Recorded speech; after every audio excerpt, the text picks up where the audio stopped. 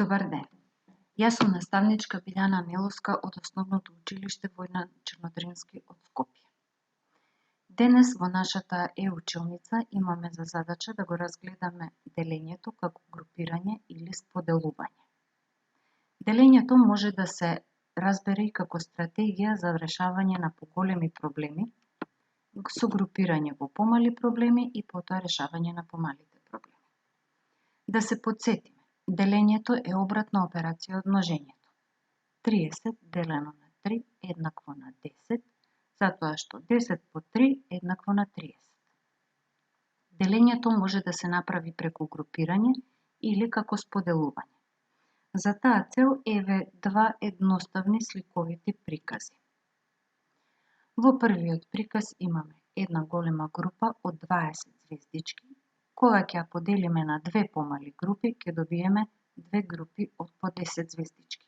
Ако продолжиме со делење, тие две групи можеме пак да ги поделиме на уште две помали и ќе добиеме групи од по 5 звездички.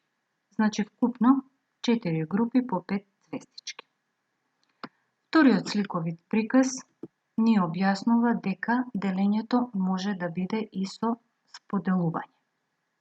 Значи, од 18 звездички, прво поделуваме по една звездичка во секоја група. Прва звездичка во секоја група, втора звездичка во секоја група, трета звездичка во секоја група и така додека ги распоредиме сите 18 звездички. Тогаш ќе добиеме во трите групи по 6 звездички. Се разбира дека сега во петто оделение не би требало да имаме проблем со таблиците множење и делење. Да разгледаме сега што ни дава првиот пример од математиката. Задача 1. 4 деца треба да си поделат 93 џамлии подеднакво. По колку џамлии ќе добие секое дете? Колку џамлии ќе останат? Да го објасниме делењето со групирање. Веднаш во првото групирање земаме 80 џамлии и ги поделуваме на 4 деца и секое дете добива по 20 џамлии. За во второто групирање ни остануваат уште 13 џамлии. Тука групираме 4 по 3 12. Значи уште 12 џамлии се поделени. Децата добиле уште по 3 џамлии. Значи вкупно секое дете добива по 23 џамлии. При проверката ќе добиеме дека една џамлија останала неподелена. Да видиме втор пример, втора задача. Баба Мира. Баба Мира наредила 63 колачиња во 4 чинии. Во 3 чинии имало ист број колачиња, а во четвртата чинија имало помалку колачиња. Прашањето е: колку колачиња наредила баба Мира во четвртата чинија? Веднаш делиме 60 колачиња. 60 колачиња во 4 чинии, тоа е по 15 колачиња во секоја чинија. Но, останатите 3 колачиња ги поделуваме. Едно во првата чинија, едно во втората чинија, едно во третата чинија. За четвртата чинија не останува колач. Значи, одговорот е: во четвртата чинија баба Мира наредила 15 колачиња. Бидејќи четвртата чинија е со најмалку колачиња, баба Мира ќе си ја задржи таа чинија. Да видиме следна задача. Задача 3. Сонја купила 35 цветови. Треба да ги подели во две вазни, црвена и зелена, но така што во црвената вазна да има 5 цветови повеќе отколку во зелената. Прашањето е: колку цветови ќе стави Сонја во црвената вазна, а колку во зелената вазна? За решение на оваа задача треба да ни текне прво дека 5 цветови што треба да има повеќе во една вазна, треба да ги тргнеме на страна, а останатиот број на цветови да ги поделиме подеднакво. Значи, 35 минус 5 цветови што ќе ги тргнеме на страна, ни остануваат 30. Делиме веднаш 30 делено на 2 еднакво на 15. Значи имаме 15 во црвената вазна, 15 во зелената вазна. Но во црвената вазна ќе ги додадеме и 5 цветови што ги тргнавме на почетокот. Така одговорот е: во црвената вазна ќе има 20 цветови, а во зелената вазна ќе има 15 цветови. Сонја ќе си ја земе таа вазна што повеќе и се допаѓа. Одиме понатака на задача број 4. Марија имала 600 денари. Купила 8 тетрадки за 488 денари. Имаме две прашања. Колку чинела една тетрадка и дали можела да купи уште тетрадки? Веднаш почнуваме со делење за да најдеме колку чини една тетрадка. 488 делено на 8 еднакво на 61. Добивме одговор, една тетрадка чинела 61 денар. Бидејќи остануваат уште пари, ќе пресметаме колку тоа уште пари остануваат. 600 минус 488 еднакво на 112. За тие 112 денари Марија може да купи уште една тетрадка. Бидејќи една тетрадка чини 61 денар, на Марија ќе ја останат уште 51 денар. Значи Марија можела да купи уште една тетрадка и ќе ја остане уште 51 денар. Сега Марија ќе има каде да пишува задачи.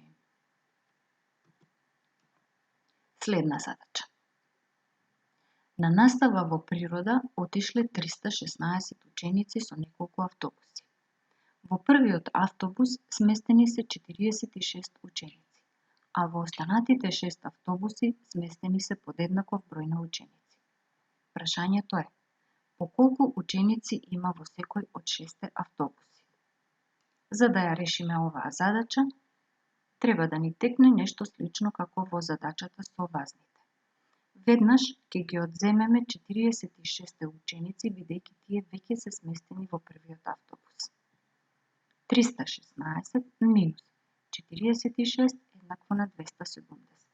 Значи, овие 270 ученици треба да бидат распоредени подеднакво во 6 автобуси. Применуваме постапка со писмено делење. 27 делено на 6 не може, односно нема цел број. Најблизок број што се дели со 6 е 24. 24 делено на 6 е 4. При проверка 6 по 4 еднакво на 24. Одземаме, следи постапка за одземање, добиваме 3 и веднаш тука ја спуштаме нулата од бројот 270. Продолжуваме со делење. 30 делено на 6 еднакво на 5. Проверка 5 по 6 е 30. Одземаме, добиваме 0. Така го добиваме одговорот. Во секој од 6 автобуси ќе бидат сместени по 45 ученици. Сега учениците може убаво да се заминат на настава во природа. Да видиме сега што имаме следно. Задачи за вежбање. Ајде. Задача 1. На полицата во една книжара имало 480 моливи. Тие биле спакувани во 8 кутии и наредени во 4 реда. Две прашања. Колку моливи имало во книжарата? Колку моливи имало во секој ред? Помош и потсетување. Прво треба да се подели бројот на моливите со бројот на кутиите. Така ќе се најде колку има моливи во една кутија. А потоа, бројот на моливите во една кутија треба да се помножи со бројот на кутиите во секој ред. А колку кутии имало во секој ред, на вас останува да ви текне. Се надевам дека брзо ќе ја решите. Одиме на следна задача. Следна задача 2. Во магацинот на една фарма имало 644 јајца. Тие треба да се спакуваат во кутии што собираат по 8 јајца. Прашањето е: колку такви кутии можат да се наполнат со јајцата од фармата? И дали и колку јајца ќе останат неспакувани. Овдека нема помош, само потсетување дека треба да ја примените постапката за писмено делење. И оваа задача е лесна. Да видиме трета задача. Задача 3. Во една продавница претпладне се продадени 9 женски кошули за 2304 денари и 8 фустани за 2920 денари. Попладне се продадени 4 машки кошули за 1800 денари. Имаме две прашања. Колку е цената на секое парче облека и колку вкупно денари се наплатени во продавницата тој ден? Само мала помош, треба тука да се примени операцијата делење и собирање. Каде и зашто останува на вас. Да видиме понатаму. Понатаму има задачи со следни податоци. На вас останува да смислите задача со овие податоци што се тука дадени. Имаме пластични шишиња, 5 деца кои имаат различен број шишиња. Може да се состават повеќе задачи и може да се употребат сите математички операции што ги знаете. Се надевам дека ќе составите интересни задачи, а после ќе ги решаваме.